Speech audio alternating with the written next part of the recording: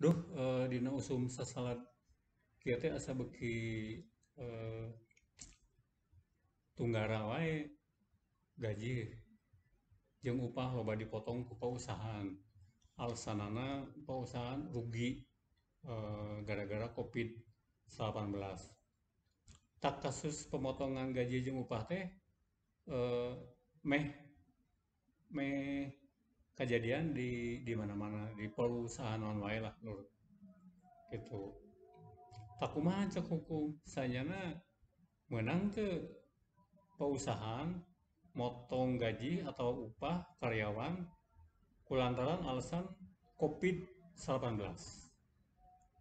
Talur ari nurutkeun hukum sebenarnya kieu dina pasal hiji angka 30 Undang-Undang Nomor 13 tahun 2003 tentang ketenagaan kerjaan upah teh nyaeta imbalan karena hasil gawe urang anu bentukna mangrupa duit.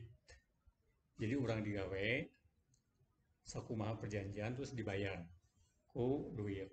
Tah, eta upah. Tah, nah pausahaan bisa motong gaji atau upah lantaran alasan COVID-19, kaya mah sebenarnya dina peraturan ketenaga kerjaan bahwa undang-undang ketenaga kerjaan atau peraturan eh, perusahaan nomor 78 tahun 2015 tentang upah atau gaji itu diatur teu aya aturanana pausahaan motong gaji atau upah gara-gara COVID-19. Jadi soal pemotongan gaji atau upah diatur di pasal 57 ayat hiji Peraturan Pemerintah Nomor 78 Tahun 2015 tentang upah nyata ngatur soal denda. Jadi lamun orang indisipliner didenda. Tuluy lamun orang ngayakeun apa misalnya ngaruksak hiji barang atau naon wae anu ngarugikeun pausahaan eta kudu aya ganti rugi dipotong tina gaji atau upah. Aya oge anu disebut uang muka upah. Jadi eh, pasal 57 ayat hiji PP 78 2015 tentang gaji jeung upah mah ngan ukur ngatur soal denda ganti rugi jeung uang muka upah. Jadi teu aya ngatur soal pemotongan gaji jeung upah gara-gara COVID-19. Teu aya dasar hukumna pausahaan motong gaji jeung upah urang. Komodei memang di sawara pausahaan sakabeung COVID-19 teh dijadikan alasan pikeun motong gaji atau upah tuluy nyebutkeun rugi. Tapi biasana akses karyawan karena kondisi keuangan pausahaan teh eh, teu boga akses.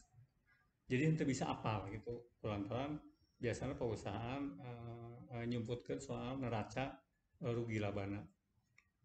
Kemudian anu sifatnya perusahaan keluarga. Tak jadi lur lamun misalnya teh orang dipotong gaji atau upah, tanyakeun heula dasar hukumna naon.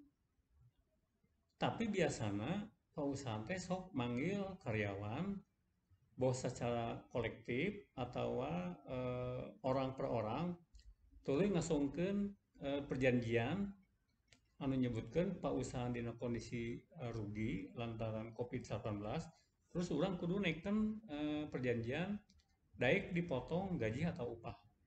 Taya teh urang kudu memeh nanda tangan, urang kudu kritis heula nanyakeun naon dasar hukumna.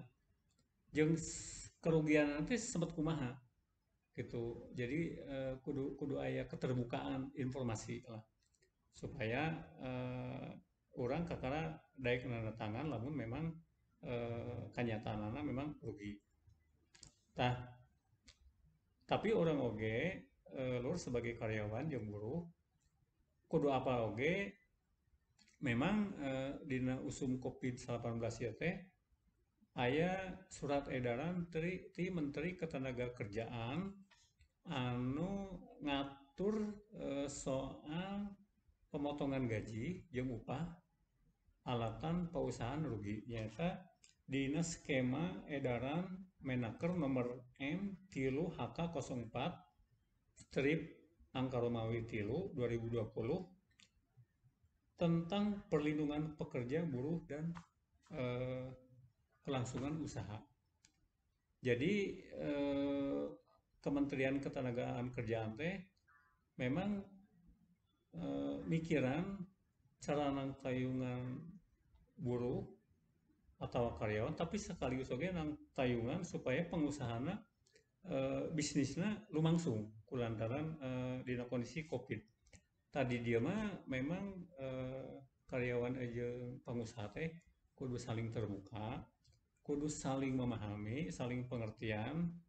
Terus lamun dina ngayakeun pemotongan gaji ge kudu dumasar karena kesepakatan alias kesapukan. Jadi ulah berat gitu wae. Jeung ulah main tunjuk tongong lah, atau potong gaji tanpa ya kesepakatan antara karyawan jeung pengusahana. Kusabab memang dina aturan hukumna lamun nyaliksik ngajujut dasar hukumna mah memang aya dasar hukumna perusahaan motong gaji teh. Kan dina kondisi emergensi sigayeuna surat edaran Kemenaker mere lolongkrang ka karyawan jeung ka buruh jeung ka pengusaha pikeun ngabadamikeun urusan-urusan kondisi pausahaan jeung gaji atau upah karyawana dina nyanghareupan sasalad COVID-19. Jadi gitu lur, orang kudu apal kana hak-hak orang minangka karyawan, oge minangka kudu oge apal kana kewajibanana. Jadi antara hak jeung kewajiban teh kudu seimbang gitu. Tak kitu lur soal upah jeung soal pemotongan gaji jeung upah dina usum sasaran COVID-19.